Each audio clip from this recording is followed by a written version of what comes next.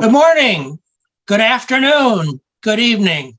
Whatever time you're watching this, I hope you will give me back the energy of the virtual greeting. I'm Stan Henderson, the retired Vice Chancellor at the University of Michigan Dearborn. And some of you may remember that I started all of my meetings at the university by pulling that energy of the group out. And I did that to model the kind of community of higher education that the University of Michigan Dearborn is.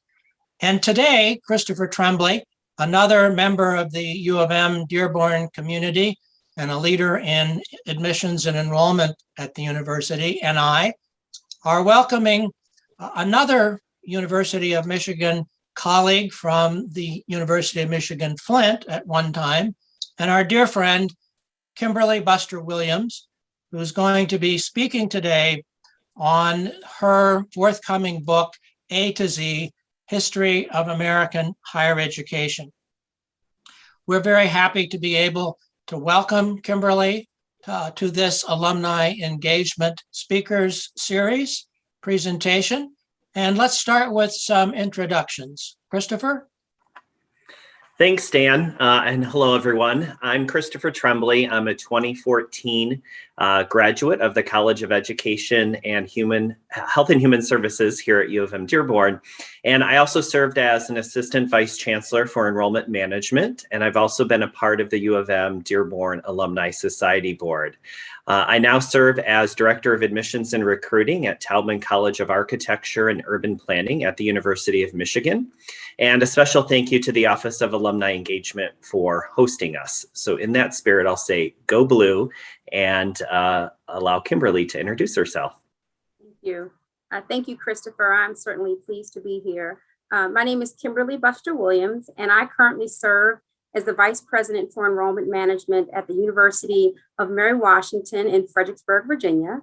I previously, as Stan mentioned, worked at the University of Michigan Flint campus for 7 years. I also worked at Northern Illinois University. And so I have been in higher education for 30 years, and certainly over those years have gained colleagues, trusted friends, and I'm so thrilled to be with two of my favorites today, Christopher and Stan. And again, I'm Stan Henderson. I think the best way to introduce me is to say that I was meant to be at the University of Michigan Dearborn. When I first arrived in 2005, the diversity of the campus, the incredible commitment of the students who were there to their education, their pride in being a part of the University of Michigan, the whole idea that this just didn't feel like a commuter campus. It felt as though everyone was a part of something that was greater than just themselves, what I came to call a community of higher education. It was almost impossible to walk across the campus without meeting somebody you knew, or at least having people take those stupid buds out of their ears and say hello or give a smile as they passed people. And that was such a great match for the experiences that I'd had in my professional association, the American Association of Collegiate Registrars and Admissions Officers, working in this thing called enrollment management that Kimberly is going to talk about today. The idea of helping students to be successful, to create communities that would support and facilitate them. And that was part of what my being was, and the important part of what was all about being at the University of Michigan Dearborn. It's great to be a continuing part of that community. And I do notice that Christopher is running the slides, is prompting me, which I probably need a little bit of, just as others who know me well would recognize. But to talk about some opening thoughts before Kimberly gets into this, I suppose when you've been around for 50 years in higher education, you've actually lived a good deal of history in higher education, and that certainly fits me. I've always been incredibly involved and loving of history, but I became involved, as Kimberly did, in a graduate course in one of my graduate degree programs about the history of higher education. And I came to believe that every student really ought to have some exposure to the history of higher education, to understand that there were shared experiences going back 200-300 years that were so similar, from students in the 17th or 18th century to the 21st century. It was a way of connecting students to the higher education that they were experiencing in many ways. And enrollment management are the people, the folks who work in enrollment management, the people who can really benefit from this book that Kimberly has written. The idea of making sense of alphabet soup, which we have a tendency to use in higher education, and people shake their heads and wonder, what does that mean? This is a way of helping folks in the enrollment offices and across campuses to help students be successful in their student life cycle as they make their way across their campuses to their successful reaching of their dreams and their ambitions. And Kimberly is the best person that I can imagine to write this kind of a book. She has this love of history that came from a graduate course that's amplified by the fact that in her own family, she's the chronicler of the rich history that her Mama Lolly, her grandmother, has brought to the family and all those that she connected with in Virginia. And Kimberly's understanding of the value of history is what can take a book, which some people might say, well, what are we going to talk about history for, and make it living. And it's great to have that history told by Kimberly. And I'll ask her to tell us a little bit about the book as we get started in explaining it to everyone. Okay, so thank you all. I certainly want to take this opportunity to thank both Stan and Christopher. We go way back. And so one of the things I wanted to do is just start off by just sharing to give context in terms of how I know Christopher. We both worked at the University of Michigan. I served as the director of admissions at the Flint campus, and Christopher was at the Dearborn campus. And so I was at the University of Michigan Flint for 7 years. And for almost the entire time, Christopher was at Dearborn. And he has been really a source of inspiration, a great colleague over the years as I have moved from institution to institution. And so just wanted to kind of at least share with you how I got to know Christopher and Stan and how this project kind of jump started from that relationship. And so how this book came about. And so I am finishing my doctorate degree at Regent University. And in the last fall, I took a history of higher education course. And I'd taken the course years ago. And so I was somewhat familiar, but I was really looking forward to taking the course. As Stan shared, I love history. And so I was looking forward to taking the course and to kind of refresh my memory on a few things. And so after the course ended on a morning run, because I'm a runner, I was out running and I thought, you know what? I have an idea. There was something that I noticed as I went through the course in terms of some gaps. And so I reached out to Christopher and I said, Christopher, I have an idea. What do you think about this? And if anyone knows Christopher, you know, he is super creative, but he's also very honest and very candid. And so I knew that if this really was a worthwhile project, Christopher would kind of give it to me straight. And so I reached out and I said, Christopher, here's what I think I have discovered. I said, I think there's a gap in the literature. And so I said, the history of higher education, the books that I've just read, very little is mentioned about STEM, although certainly major kind of eras are covered. And so the colonial era, the mass education area. So certainly the history of higher education books, you know, covered those areas. And so that was perfectly fine. And one book, the American Higher Education in the 21st Century, the 4th edition, which was one of the books for my course, you know, when they talked about the history of higher education, they actually talk about it in the context of 10 generations of American higher education. And so certainly they covered it well, but they were missing, again, some of those key strategic enrollment management historical pieces. Now, on the flip side, the various SIM books that I owned had very little history of higher education information. And so again, most of them covered, very high level history, a lot of law, case law, civil rights laws, but they really still missed a lot of the history that I thought would be helpful for someone, perhaps who's never taken a history of higher education course. And so my idea that I kind of pitched to Christopher on this day after a long morning run was, what do you think about a primer that basically provides both the major historical milestones kind of covered over those 10 generations of American higher education, and then SIM, some of the information that's covered in ACRO's 624-page handbook of strategic enrollment management. What do you think about a primer that kind of combines a few aspects of both? And so Christopher loved it and suggested right away that I reach out to Stan to see if Stan would be interested in doing the forward. And so, as they say, the rest is history. But it really all started with the morning run and an idea that, I pitched to my colleague, Christopher, who I knew would give it to me straight in terms of whether or not it really was the great idea that I thought it was.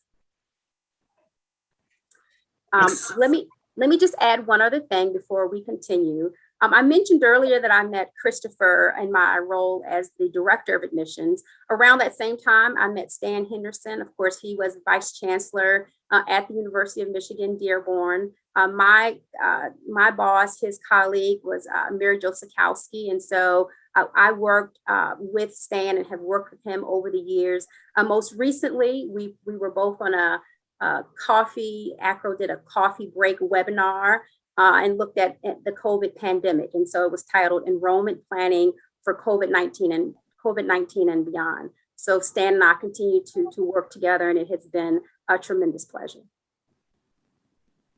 So with that background information, I'm going to turn it over to Christopher. For the next several minutes, we will share a few of the milestones from the book. Thanks, Kimberly. And I just want to add how exciting it's been to work on this project with Kimberly.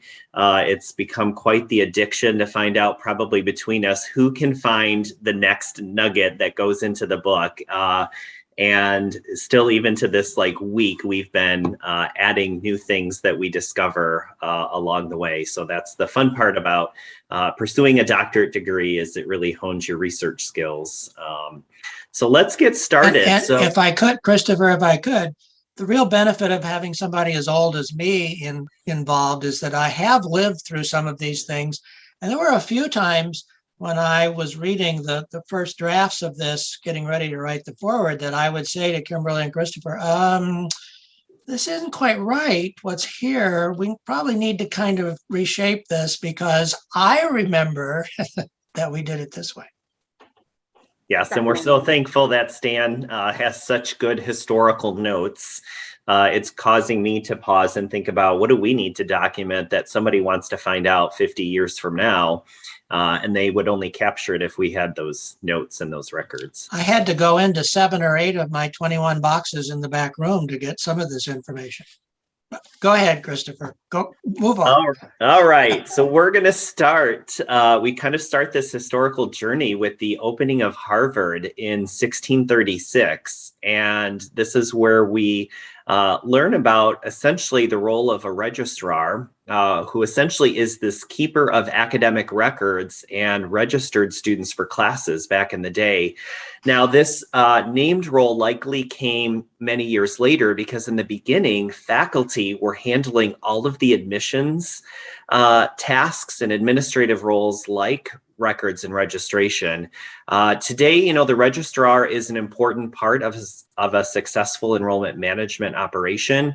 They manage transcripts, the scheduling of rooms, curricula, and even to this day, the kind of what's in progress is what we call the comprehensive learner records. So even though times have changed, the role of the registrar still has, been an important part of, American higher education history. So Kimberly, up to you.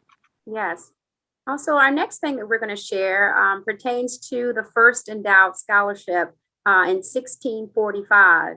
And so private scholarships were really rare at the beginning of the 19th century. Harvard was the lone exception when it came to scholarship funds that predated the American Revolution.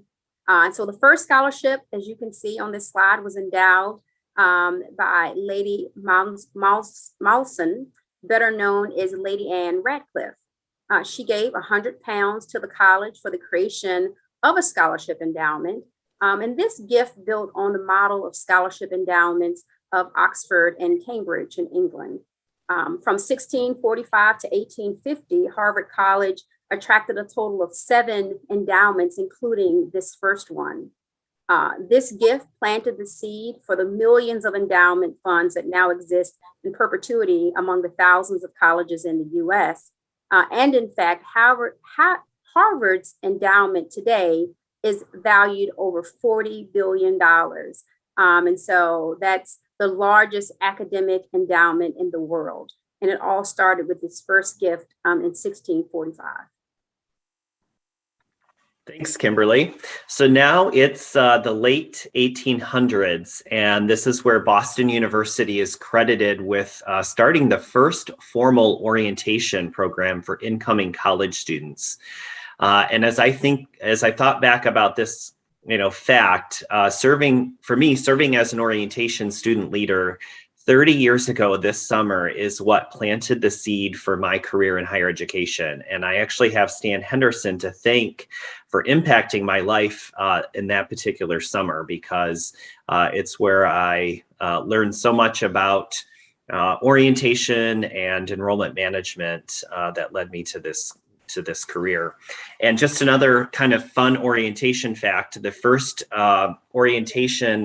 National Orientation Directors Association home office was located right here in Michigan at my alma mater, Western Michigan University, back in 1974.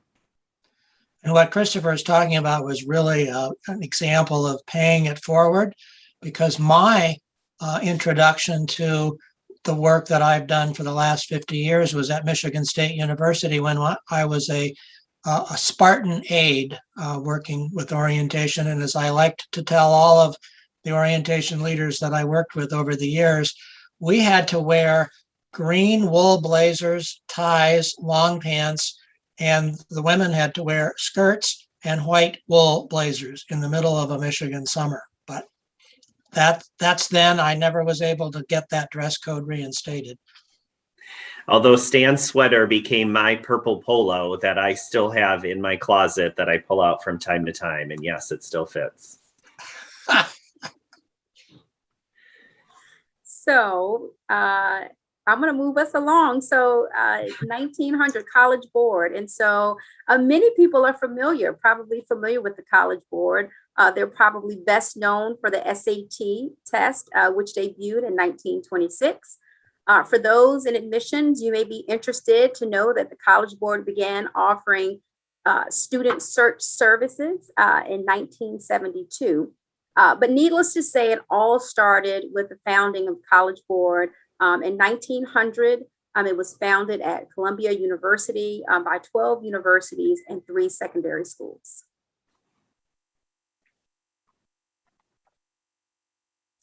So 10 years later, 10 years after the College Board was founded, the American Association for Collegiate Registrars and Admissions Officers, it was founded. 104 years later, ACRO published the first ever comprehensive guide to SEM, which I mentioned earlier, the Handbook for Strategic Enrollment Management. Certainly a lot has transpired over the course of those 104 years. Certainly too much to mention in today's session. But I will ask my colleague, Stan, who served as ACRO's president in the 1990s, if he'd like to add anything regarding the history of the association. Well, contrary to popular opinion, I was not in Detroit in 1910 at that meeting. I think I joined about 1921 or 22. But I do know from digging into the records, when I was writing some of the histories of the association and enrollment management over the years, those portly registrars at that first meeting, which was held in a Detroit high school. The registrars complained because the student desks that they were sitting in were not very comfortable. I think it was because they were a little too portly. But I also would comment that the record, the agenda of that first meeting is uncannily similar to the things that enrollment folks talk about today. Transfer from one college to another, late registration, how to get faculty to turn grades in on time, academic advising. It's just such an example of how the more things change, the more similar they actually are. To me, that's one of the great little takeaways from the history of ACRO, is to talk about that very first meeting and how it echoes what we are still worried and concerned about today. Wonderful. Thank you. Thanks, Stan. So, of course, we've already heard Columbia University's name, but in 1919, the first kind of modern admissions application was created by them. And this was more of like a character evaluation rather than a who did you know type of legacy admissions process. And as we think about that original application form, how times have changed now that we've got online applications and a common application and digital submission of transcripts, just again shows the continuing evolution of the field of college admissions. Okay, Really? so we're going to fast forward to the 1950s. And so as you can see on this slide, in 1950, early decision hit the scenes. And so this admission provided a higher chance of getting in, coupled with a compulsory commitment to attend. Now, interestingly, over the weekend, Christopher and I emailed each other about early decision in the context of a uniform decision day that we discovered, which was created in 1948. And so again, I found it fascinating that not soon after the GI Bill was signed in 1944, we saw three things happening: a uniform decision day, an early decision opportunity, and then the actual common reply date was moved up from June to May. And so again, the influx of students during that mass education era, kind of as described in some of the history books, certainly caused changes in enrollment operations. And so those are just a few examples. And I just found it quite interesting that in that short amount of time, those changes started to take place. Thanks, Kimberly. And of course, in that same decade, the ACT was founded. And this, again, was the competition for College Board's SAT. And there was a professor of education at the University of Iowa, Everett Lindquist, who was he wanted to develop an exam that would emphasize practical knowledge rather than theoretical knowledge. And so that first test back in 1959 was given to 75,000 students. And it was based on 36 points, which is still the same scale today. And as we think about the role of standardized tests, about half of colleges in the United States now are test optional, and many more are test flexible or test blind. So we're right in the middle of kind of this transformation of the role of test scores in college admissions, and probably a lot more to come in the coming years. Absolutely. Awesome. So reverse transfer. Now, this historical fact actually surprised me, the date. When I worked at Northern Illinois University, we established a reverse transfer program with Washtenaw Community College. And at the time, I thought it was a fairly new idea, but Burton Clark actually first described it in 1960. Reverse transfer is now seen as a way to increase college attainment rates. Certainly for students who start a bachelor's degree but never finish, but they may have enough courses to earn an associate's degree. And so that's certainly something that students consider, especially if they have enough credits for the associate's degree. Perhaps that's something that they can at least take advantage of going into the workforce. So reverse transfer, again, it was first described by Burton Clark in 1960. Thanks, Kimberly. And so, of course, I think we're all familiar with 1964 with the Civil Rights Act, right? So this was major legislation to reduce discrimination. Specifically, Title VI of the Act prohibited discrimination for any programs or activities that received federal financial assistance, which many colleges and universities would have been receiving that kind of assistance. And so as we think about this, higher education is typically known to be inclusive today, but that wasn't always the case. Historically, we saw, in the early days of very exclusive admission practices. And so again, this was an important part of, the transformation of American higher education. So as Christopher has just shared, 1964 really was a pivotal year in higher education. The Civil Rights Act was signed along with the Educational Opportunity Act, which was part of President Johnson's war on poverty. I will point out at this time that in the book, we do a couple of things. We include a timeline, an index, really for those who are interested in searching for milestones by dates. And so in addition to a timeline and an index, we also include a topical index. So if readers are interested in searching specific areas of enrollment management, they certainly can search that way. And so again, this I think is a good example, especially for those that perhaps would be interested in really looking at things in terms of a timeline. Again, this 1964 would probably stand out on the timeline because it was, again, a pretty pivotal year in higher education.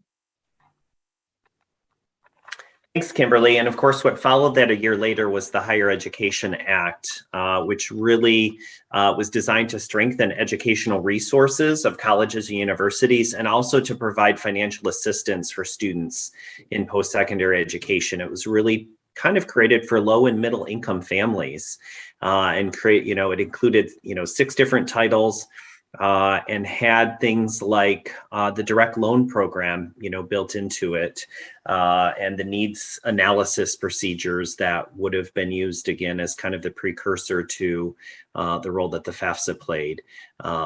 So those are just some things that, again, allowed college to be more accessible when you think about low interest loans for students, which of course the cost for higher education back in the 60s was much lower than it is today, but still families back then couldn't, afford to necessarily pursue it. So that act was, again, an important part of expanding access. And I think Stan will share a few more thoughts on this. Well, it has a picture of a president in it, so it comes to me to expand on a little bit in detail. Lyndon Johnson chose his alma mater, which was then called Southwest Texas Teachers College, is now Texas State University with almost 40,000 students enrolled in it.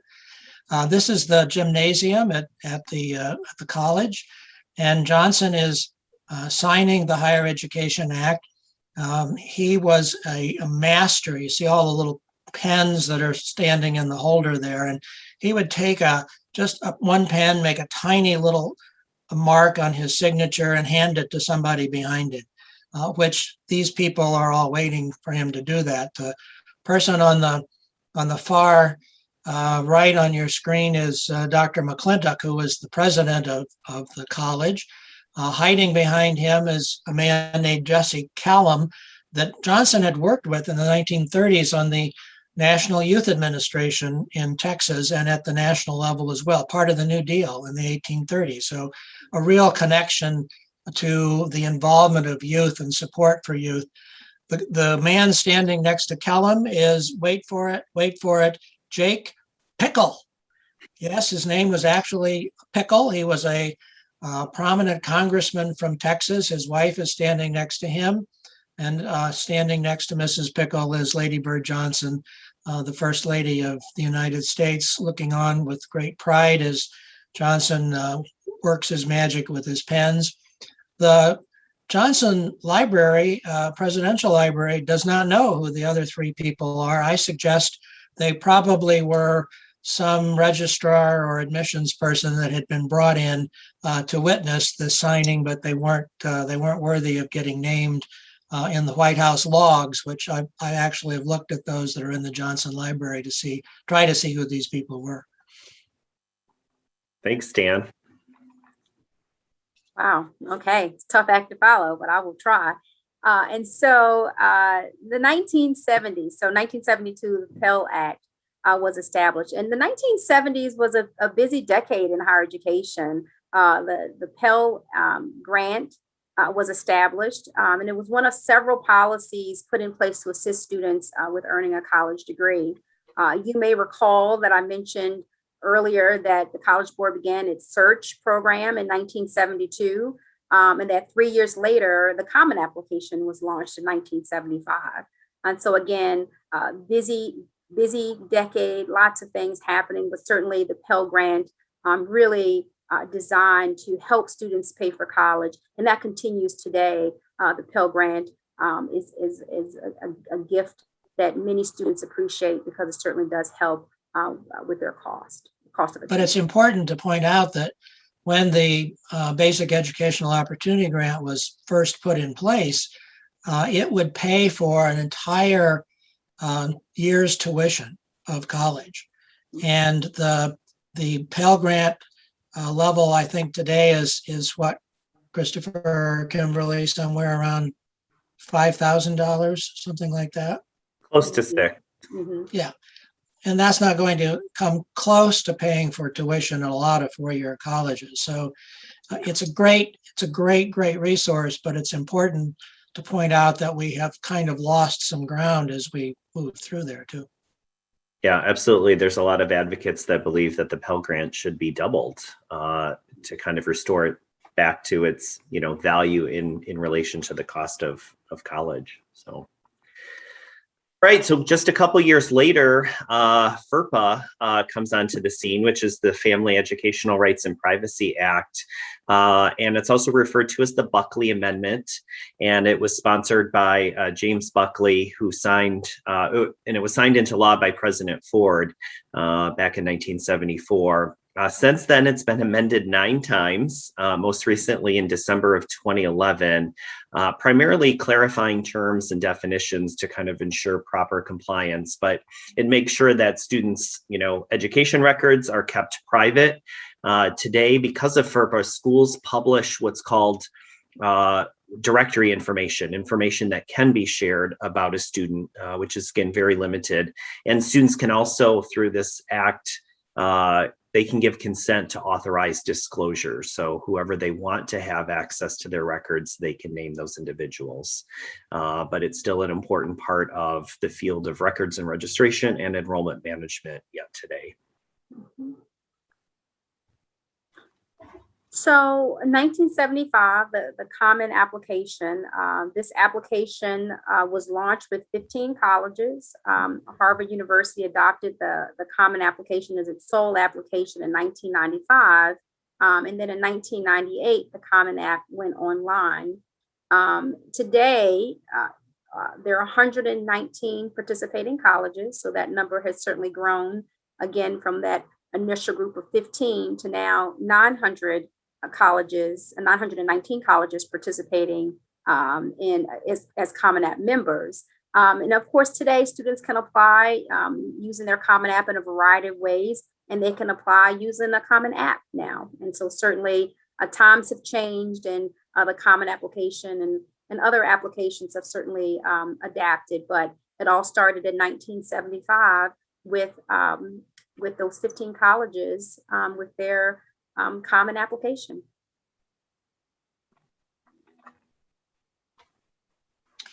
I had the privilege of writing what was the first ever history of enrollment management in 1999. And I had the opportunity to interview Jack McGuire, the man who's featured on this particular slide.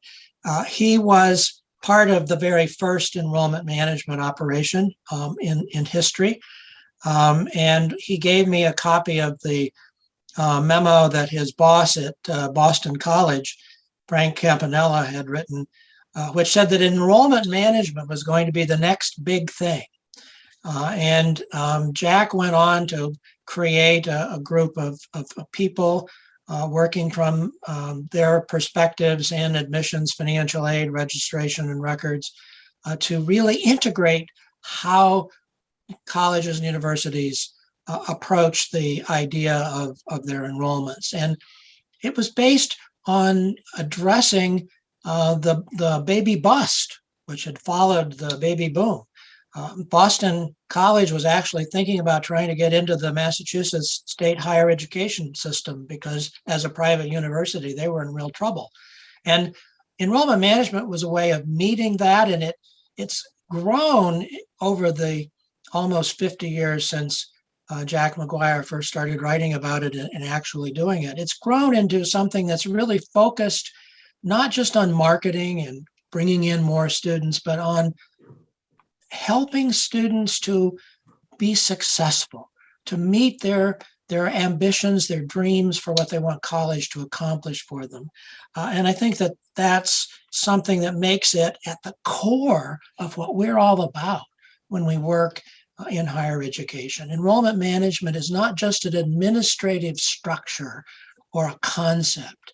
It's actually the process of helping students make connections and build relationships on their campuses so that they will be engaged, so they'll have this sense of excitement about what they're doing. It's something that you can be passionate about if you work in enrollment management, because it's not just an office, it's a mission. I think that's well said. But I will say that full disclosure, so this is one of the topics where Stan corrected Christopher and I in his draft. And so, and it's important. And I do think that the history that Stan and his firsthand knowledge of these things, and I think it was important. He wanted it in for the details to be correct.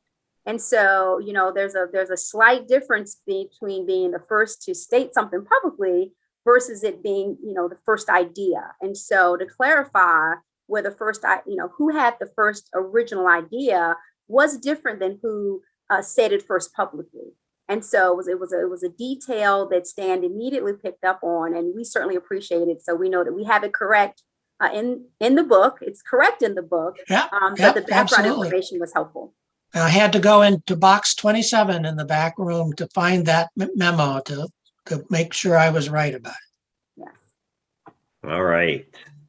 So continuing on, we're still in the 1970s. It's hard to believe that for those of us that have worked in higher education, that the term first generation college student was actually coined back at that time, because I feel like it's been more of a recent phenomenon. And essentially a first generation, college student is somebody who, in which neither of their parents earned a four-year degree.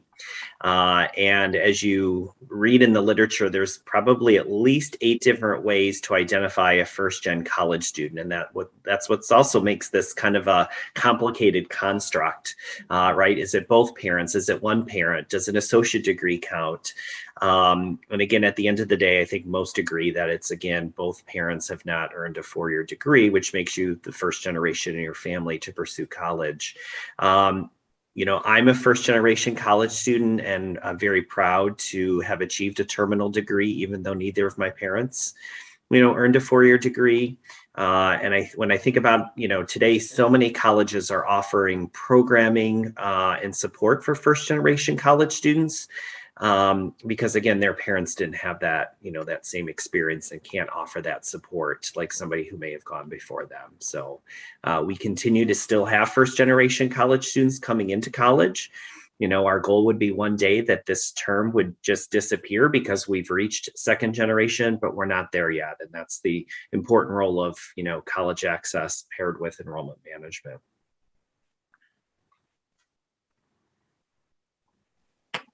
Okay, so the next item is in 1990, Robert Mason founded the Common Application for Historically Black Colleges and Universities after he worked in college admissions at Clark Atlanta University and at Virginia State University.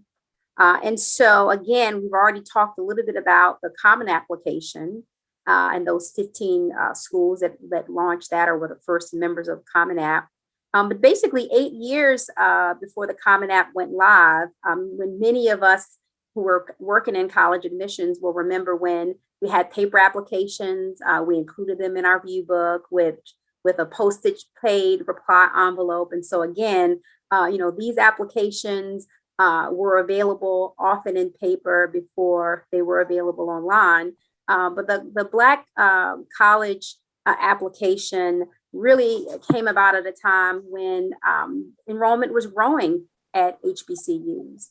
The number of HBCU students increased, the enrollments increased 47% between 1976 and 2010. And so certainly there was some demand. And so Robert Mason had the idea, let's create this common application for HBCU institutions. The Common Black application just celebrated recently its 20-year anniversary. And today, 62 institutions participate in the Common application for historically Black colleges and universities.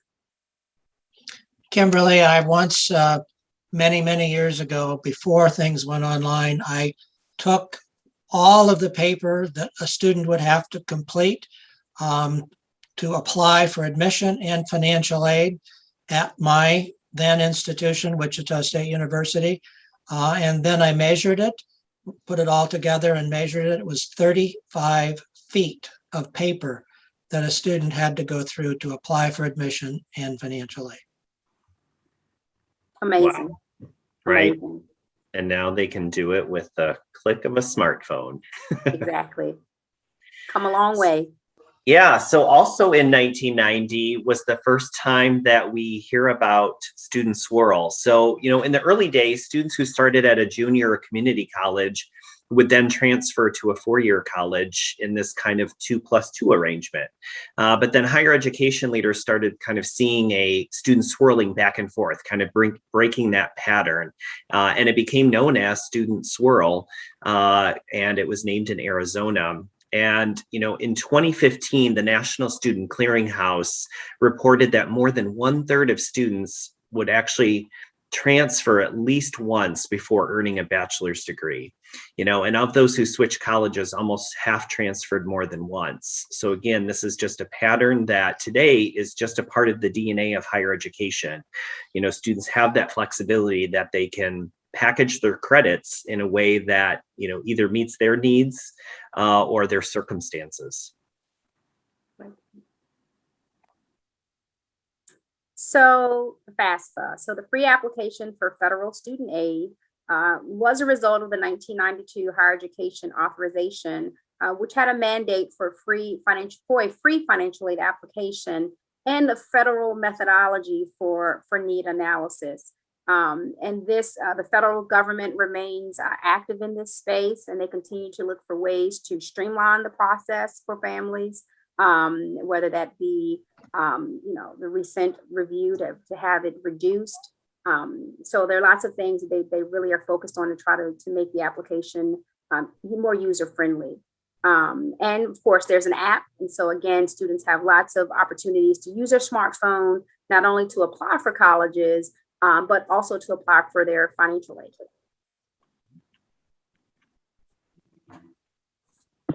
And so as we begin to wrap things up, I would be remiss if I did not include a slide that mentions the pandemic. And so Q for quarantine seems so appropriate since Christopher and I really began this process while working from home due to the pandemic.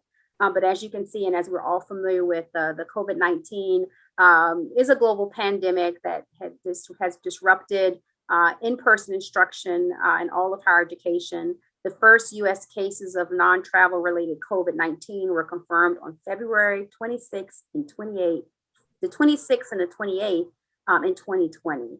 And so certainly, like many in higher education, at my institution, we have spent numerous inordinate amount of time discussing quarantine spaces and testing and masking, and of course now vaccination. And so this brings us to a present day. And so we have given you a taste of the history of American higher education from 1636 to today. And I think we'll close by sharing what we've learned. Christopher, do you want to go first? Sure. Yeah, I think for me, as I reflected on all of these things that we have learned about and witnessed, at the end of the day, I think so much of it was improving the student experience, right? By giving students tools to apply and get financial assistance and to provide the aid to pay for college. And so I think that has been kind of a common thread in the evolution of higher education, specifically, in enrollment management. So I would say that that's one thing that jumped out to me, and I think we'll continue to see tools being developed and resources in order to support students, because at the end of the day, again, it's about their success. So I'll go next. So what I've learned is that there's so much to learn. And so as Christopher shared, we continue to find historical facts and email each other. And so at some point we'll have to stop, because the book will be available in September. And so at some point we'll have to stop and look forward to perhaps a second edition. So that's one thing I learned, is that even though we had an initial draft that had lots and lots of information, we continue to add to it as we discovered more things. I also learned that, of course, a kernel, a little idea and a 30-minute run, plus a brainstorming session with Christopher, plus a phone conversation with Stan, can really end up with you having a 200+ page book with a lot of great details. And so certainly in my wildest imagination, I would not have imagined that we would be here having this talk, and that the book is almost ready and will be available soon, and just a tremendous amount of information that I hope folks will find enjoyable. But it's been fun, and there's so much I've learned. I just can't even begin to share. It's really been a labor of love, Kimberly. So thanks for circling us into this project. I think now we'll hear from Stan about his thoughts. I think the learning that I take away from the history of higher education is one of ever increasing access. If you go back to 1636, that was education, college for people who were going into the clergy, into the Puritan clergy. They opened it up a few years after that, as the revolution approached, to the children of the aristocracy, so they could be prepared for service in government. And then there were more and more private institutions that were developed, and so more students were going. And in 1863, the Morrill Act, the first land grant act, opened higher education to the middle class, the children of farmers and of mechanics and workers. And then in 1890, the second land grant act opened to the children of formerly enslaved peoples through the development of the historic Black colleges and universities. And the state universities grew. And then after World War II, there was the GI Bill, which made it possible for those soldiers who'd been in service to come back from the war and get a college education. And colleges and university enrollment just exploded. And the baby boom saw the start of the community college movement, and that was called the People's Colleges, and anybody could go to college. And then it was open to adult students. And every change in higher education, in one way or another, has made it possible for more students to be educated, to have the experience of higher education. And that increasing access is something that gives us a kind of an uplift. There's a certain hope that comes out of watching and learning about the development of higher education in the United States. I'm reminded that Dr. King said that the arc of the moral universe is long, but it bends toward justice. And I think that that's really what we see in higher education. The arc of justice is bending towards what we really want the final part of higher education to be. We can't be immune to the idea that there's crushing student debt, that there are still inequities in higher education. But we have to rise. We have to use things like enrollment management and connecting students. We have to rise to the challenge to keep higher education developing so that students will have more access to the benefits of higher education. That's what I take away from the history of higher education and the inspiration that I take away from history largely. Thanks, Stan. I wonder if we could all just take a moment as we reflected back and where we're at, where do we think the future of higher education is going to go? And I'll start by sharing just a couple of thoughts. I think we've known now for a number of years that a high school diploma, doesn't cut it if you want to have a living wage and want to have opportunities in your future. So I really do think that this concept of P through 14, preschool through 14th grade, or P through 16, through a college degree has to become the new norm because again, our labor force, demands it. 70% of jobs today require, beyond a high school diploma. And so we need a more educated workforce, and higher education has to be there to meet students where they are. I also think that, I'm very much a proponent of free community college. I think that's going to help with that P through 14 movement.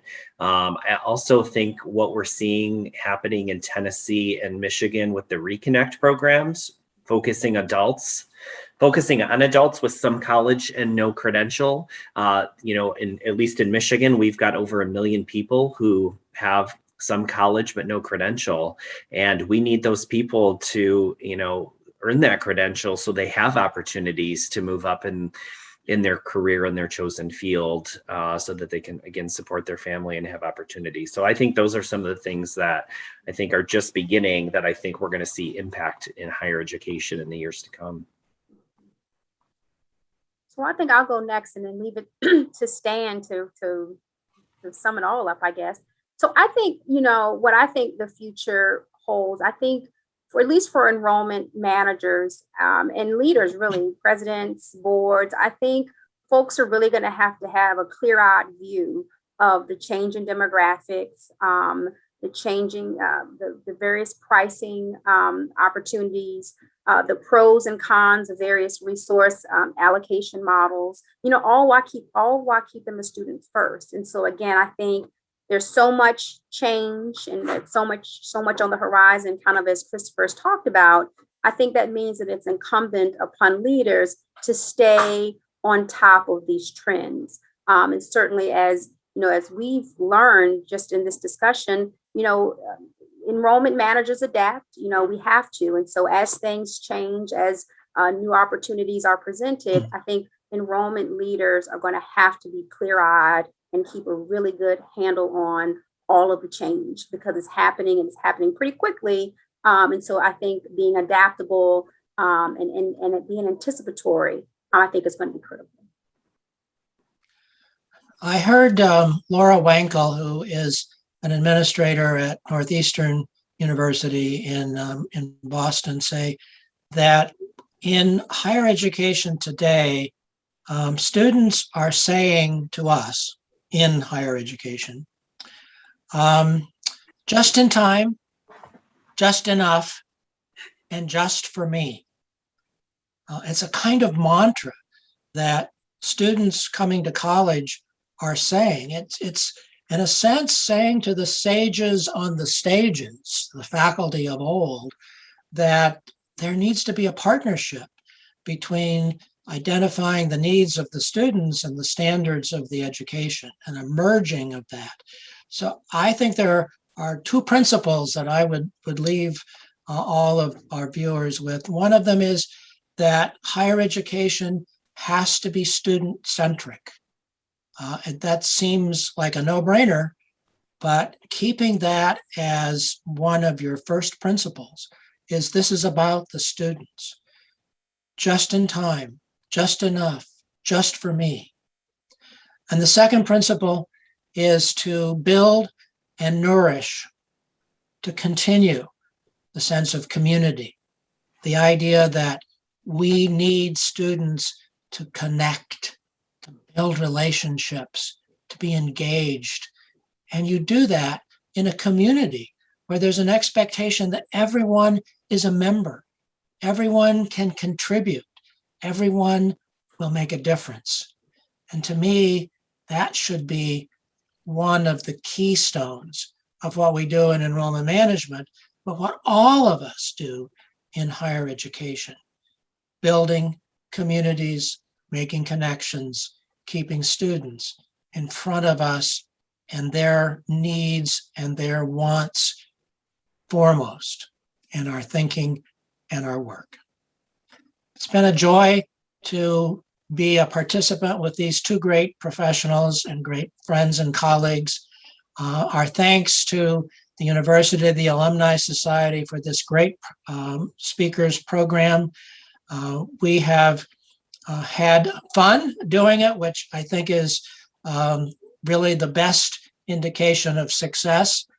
We hope that your watching this has given you some nuggets, may have given you some insight into what it is that you do in higher education and what higher education means to you, whether you are working in higher education or whether you're benefiting from something that you have done with the University of Michigan Dearborn. It is always great to be a part of the Leaders in Best, and we leave you with go Blue, go Dearborn. That's right. Thanks, Stan. I think Kimberly wants to share just a couple details about the book and when it's expected to arrive. So Kimberly, Yes. You want to take it from here? Yeah, just a couple housekeeping things. Certainly, I mentioned earlier, the book will be available in September. And the proceeds. So proceeds from the sales of the book will benefit the Maggie Miller Scholarship. I don't know, Christopher, if you wanted to say a little bit about the scholarship. This is one of the exciting aspects, I think, of the book. Yeah, for sure. So Maggie Miller was a school counselor here in Michigan. She served at DeWitt High School and Okemos High School, and she was very active in MACAC, the Michigan Association for College Admission Counseling. And Maggie was the first counselor that I met when I became an admissions representative for Western Michigan University. And she was legendary in the field in terms of her commitment to students, her energy. She wrote the most amazing letters of recommendation, went to all of her students' high school graduation parties.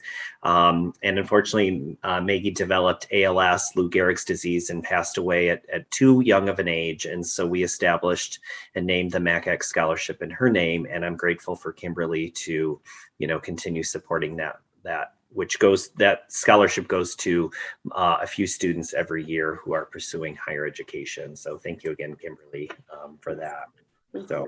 And then Kimberly, go ahead, Kimberly.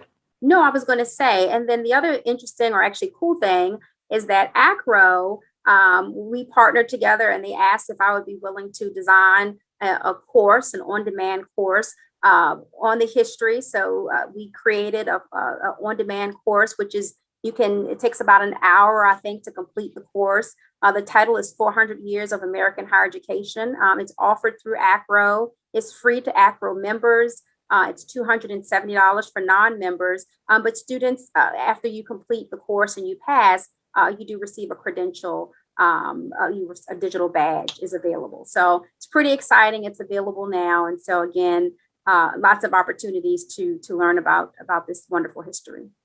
I passed the final exam, just so you know. Right. Of course he did. And I think finally, we just want to conclude with saying that we, dedicate this, speaker series session to the students that the three of us have served, probably too many to count, tens of thousands of students who we had the opportunity to open the front door to college and also walk with them on the stage at graduation. So as Stan said, thank you for this opportunity.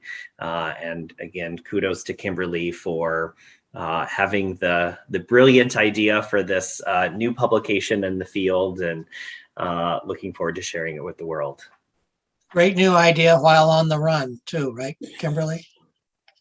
Yes, no, and I tell you, that morning run was just one that I'm so thankful for. And I will say that, again, working with Christopher, who is the book's editor, and Stan, who wrote the foreword, has just been such a tremendous pleasure. And I can hardly believe that, the book has over 160 historical facts. It's over 200 pages. And so again, I certainly did not imagine that, but I'm very grateful to have had the opportunity to pull it together. This has been a lot of fun.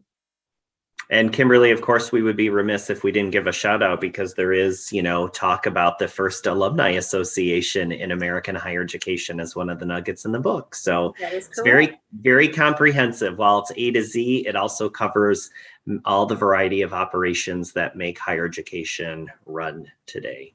So absolutely. All right. Thank you all very much. And again, I'll give a go blue as well. So